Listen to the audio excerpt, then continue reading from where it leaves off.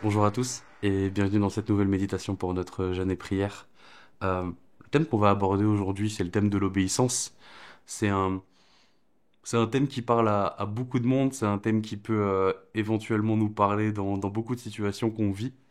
Et avant d'aborder le passage qu'on va lire ensemble, il y a, à mon sens en tout cas, trois questions à se poser quand je lis un passage, que ce soit de l'Ancien ou du Nouveau Testament. Premièrement, c'est dans quel contexte ça a été écrit. Deuxièmement, qu'est-ce que ça raconte? Et troisièmement, comment est-ce que je peux l'appliquer à ma vie personnelle? Donc on va essayer de répondre à ces trois questions en lisant ce passage. Pour parler de l'obéissance, aujourd'hui on va aller dans Genèse au chapitre 22. Genèse au chapitre 22, pour remettre un petit peu de contexte, du coup, c'est euh, le Dieu qui va demander à Abraham d'aller sacrifier son fils Jacob. Et on voit l'obéissance d'Abraham au travers de ce texte. On voit aussi l'obéissance d'Abraham dans toute la parole de Dieu. On voit à quel point c'est un homme qui obéit à Dieu, qui a foi en Dieu, qui suit Dieu. Et dans beaucoup de messages qu'on entend, ou même dans beaucoup de livres qu'on peut lire, on va beaucoup parler d'Abraham, de la foi d'Abraham, de l'obéissance d'Abraham. Ce que j'aimerais bien, c'est qu'on puisse poser notre réflexion un petit peu autrement aujourd'hui. On va toujours parler de la foi d'Abraham, puisque à juste titre, hein, c'est quelqu'un qui a obéi à Dieu, qui a su quitter son pays, qui du coup n'hésitera pas à monter sur la montagne pour aller accomplir le sacrifice que Dieu lui demande. Mais on va essayer de lire un petit peu différemment. On va commencer à lire le passage dans Genèse chapitre 22, qui commence comme ça. Après ça, Dieu mit Abraham à l'épreuve. Il lui dit, Abraham. Celui-ci répondit, me voici.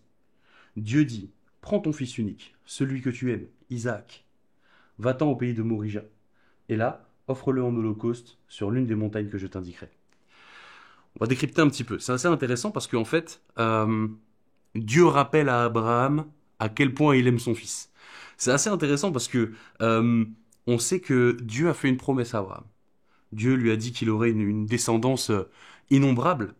Et euh, on sait à quel point il a été difficile pour Abraham justement d'avoir un enfant. Il est arrivé très tard dans sa vie. Et Isaac, du coup, c'est ce qu'il y a de plus important pour Abraham. Et Dieu lui rappelle à quel point il aime. Ton unique, celui que tu aimes. C'est très intéressant. C'est comme si euh, Abraham pouvait se poser la question de comment est-ce que ma promesse va se réaliser si jamais on prend mon fils unique. Le verset 3 nous dit ceci. Abraham se leva de bon matin, sella son âne et prit avec lui deux serviteurs et son fils Isaac. Il fendit du bois pour l'holocauste et partit pour aller à l'endroit que Dieu lui avait indiqué. Le troisième jour, Abraham leva les yeux et vit l'endroit de loin. Il dit à ses serviteurs, restez avec l'âne. Le jeune homme et moi, nous irons jusque là-bas pour adorer. Puis nous reviendrons vers vous.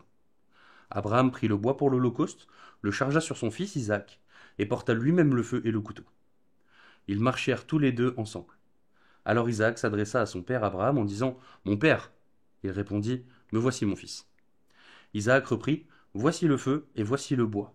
Mais où se trouve l'agneau pour l'holocauste? Abraham répondit, mon fils, Dieu pourvoira lui-même à l'agneau pour l'holocauste. Ils continuèrent à marcher ensemble tous les deux. C'est marrant, on sent que Isaac flaire quelque chose de pas net. Verset 9. Lorsqu'ils furent arrivés à l'endroit que Dieu lui avait indiqué, Abraham y construisit l'autel et rangea le bois. Il attacha son fils Isaac et le mit sur l'autel par-dessus le bois. Puis Abraham tendit la main et prit le couteau pour égorger son fils. Alors l'ange de l'Éternel l'appela depuis le ciel et lui dit, Abraham, Abraham. Il répondit, me voici.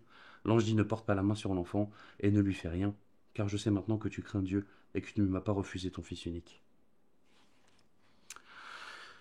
Quelle foi, hein? Quelle obéissance. Euh, Comme je l'ai dit, je pense que le texte nous pousse à, à prendre en compte l'obéissance d'Abraham, mais je pense qu'il y a un petit détail qui peut être intéressant. Qu'est-ce qu'on sait? On sait qu'est-ce qu'on sait d'Isaac?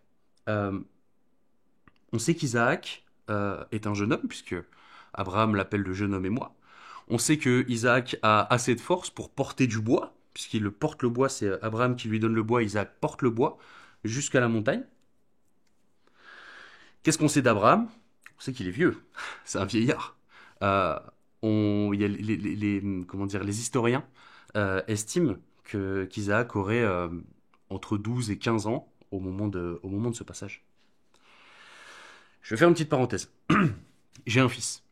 Il a quasiment 1 an. Pour changer les couches, parfois c'est une épreuve. Ok. Euh, il est très tonique. Il est super actif. C'est super difficile parfois de changer les couches.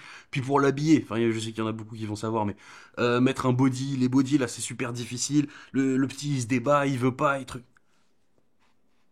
Pourtant j'ai 30 ans. Je suis encore assez en forme. Et mon fils a 1 an. Là ce qu'on sait c'est qu'Abraham il est très vieux, il a plus de 90 ans. Et on sait qu'Isaac, il a entre 12 et 15 ans. Qu'est-ce que ça veut dire? Le verset 9 nous dit que Abraham attacha son fils sur l'autel. Je pense qu'il n'y a aucune possibilité pour qu'un homme de 90 ans ait la force nécessaire pour attacher un jeune homme de 12 à 15 ans contre son gré. Ce qui veut dire que Isaac a accepté d'être un sacrifice. Ça veut dire que Isaac s'est laissé lier, s'est laissé attacher et s'est laissé mettre sur l'autel. On voit aucune protestation d'Isaac dans ce texte. À aucun moment on voit que Isaac était apeuré. À aucun moment on voit qu'Isaac a supplié son père. Tout ce qu'on sait, c'est qu'il a été lié et posé sur l'autel. Mais il n'y a absolument aucune possibilité pour qu'Isaac ait été attaché contre son gré. Ce qui veut dire qu'Isaac a obéi à son père et a obéi à Dieu. Et ça, c'est intéressant. Parce que évidemment, c'est une chose que d'aller sacrifier son enfant, c'est une chose que de revoir en question toute la promesse que Dieu nous a faite, de remettre en question toute la promesse que Dieu a fait à Abraham. Mais là, on a quand même une preuve de l'obéissance d'Isaac. Un petit peu comme Jésus le disait. Quand Jésus disait on ne prend pas ma vie, je la donne. Personne ne me prend ma vie, c'est moi qui la donne. Isaac est dans cette situation à ce moment-là. Isaac accepte d'être l'Holocauste. Isaac accepte d'être le sacrifice. Ça nous démontre à quel point Isaac avait foi en son père, avait foi en Dieu. Je disais tout à l'heure, il y a 3 questions qu'il faut se poser quand on aborde un texte. Dans quel contexte ça a été écrit? On est un petit peu revenu sur le contexte d'Abraham. Qu'est-ce que ça raconte? Qu'est-ce que ça m'enseigne? Qu'est-ce que je peux en tirer comme leçon aujourd'hui? Je pense que c'est assez clair. Parfois, dans nos vies, on n'a pas vraiment la compréhension de pourquoi est-ce que Dieu agit d'une telle manière, pourquoi est-ce que Dieu fait quelque chose, comment est-ce qu'il le fait. On n'en a aucune idée. Mais ton obéissance va déterminer le reste. Ton obéissance va déterminer la suite. Ce qui veut dire qu'aujourd'hui, dans ce chapitre 22, Isaac est prêt à donner sa vie parce qu'il a confiance en Dieu. Je voudrais nous inviter à cultiver l'obéissance d'Isaac pendant ce jeûne et prière, qu'on puisse vraiment se reposer sur ces passages et demander à Dieu d'obtenir l'obéissance d'Isaac. Je voudrais prier pour terminer. Seigneur Jésus, je te remercie Seigneur Jésus pour ces temps. Merci pour ces temps qu'on peut mettre à part pour toi. Merci pour ce jeûne et prière Seigneur Jésus. Merci pour ces moments où on vient littéralement crucifier notre chair pour nous rapprocher de toi Seigneur. Et Père, aujourd'hui on veut te demander de continuer à cultiver en nous l'obéissance Seigneur. Quoi qu'on fasse, quelles que soient les choses qu'on pense savoir, toi tu sais Seigneur Jésus. Tu es au-delà de tout Seigneur Père.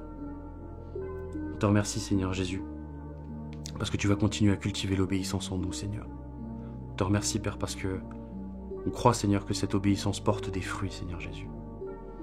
Merci Père pour tout, que toute gloire et louange te soit rendue. Amen.